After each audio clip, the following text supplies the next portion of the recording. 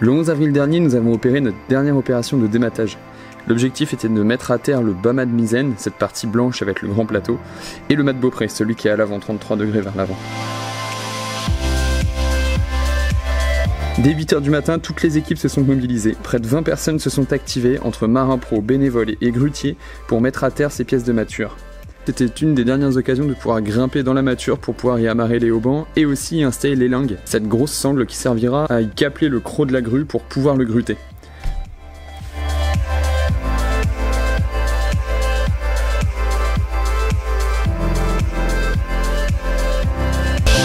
Il y a deux raisons pour lesquelles on a enlevé la misaine et le beaupré, c'est pour travailler sur les endroits structurels de la coque en bois. Pour pouvoir accéder aux endroits où les pièces de bois sont à changer, il fallait extraire ces mâts-là. Et en plus, par leur poids, on allège la structure de l'hermione qui est à sec. Quand on extrait des gros espars comme ça, il n'y a pas beaucoup de place en fait. Donc il faut vraiment être au millimètre et bien s'accorder avec le grutier. Donc avant, on a fait une réunion. Et ensuite, ce qui est dangereux, c'est que ce sont des poids très lourds. Là, on est sur 10 tonnes pour le mât de misaine.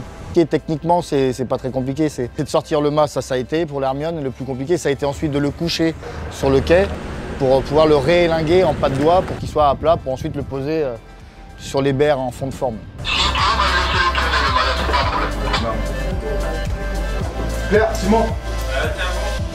Le pas, tu as un bon pas.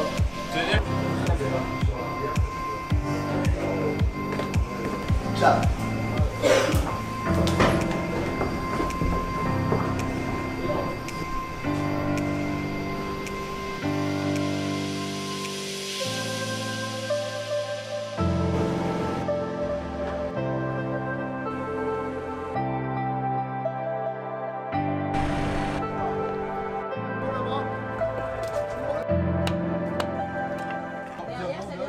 Les spécificités du beaupré, c'est qu'il est incliné à l'avant et donc pour le sortir du navire, il faut faire un mouvement de translation verticale et horizontale en même temps.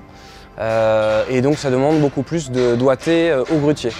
Là, pour l'aider à sortir, on a mis des palans à chaîne à l'intérieur pour pouvoir le guider aussi depuis l'intérieur pour sortir. Donc ça s'est vu au final une fois qu'il a été désengagé. À un moment, il y a eu la bonne inclinaison, le bon angle qui a été trouvé, tout de suite il est sorti toute seule.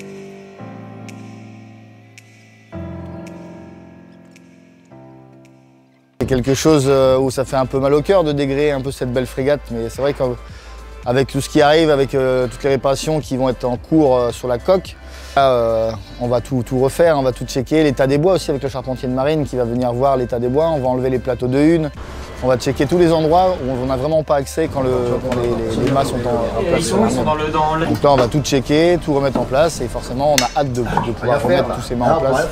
Donc ça va être la même manœuvre dans l'autre sens. On prévoit ça pour début 2023, on est au travail.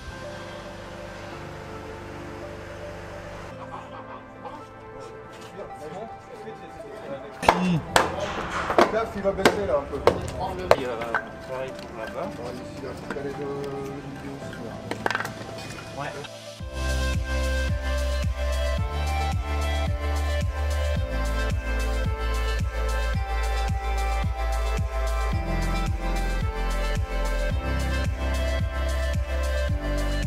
Sous le mât de misaine, nous avons trouvé cette pièce. Donc en premier examen, on dirait des couronnes suédoises. Il faut savoir que l'équipe de gréeurs qui ont travaillé à la construction était une équipe suédoise. Et donc c'est la tradition, sous les mâts des vieux gréements, on met une pièce. Donc je vais essayer de ne pas dire de bêtises sur cette tradition, ça porte chance. On considère que les pièces nous ont porté chance et donc on va les garder, on remet les mêmes.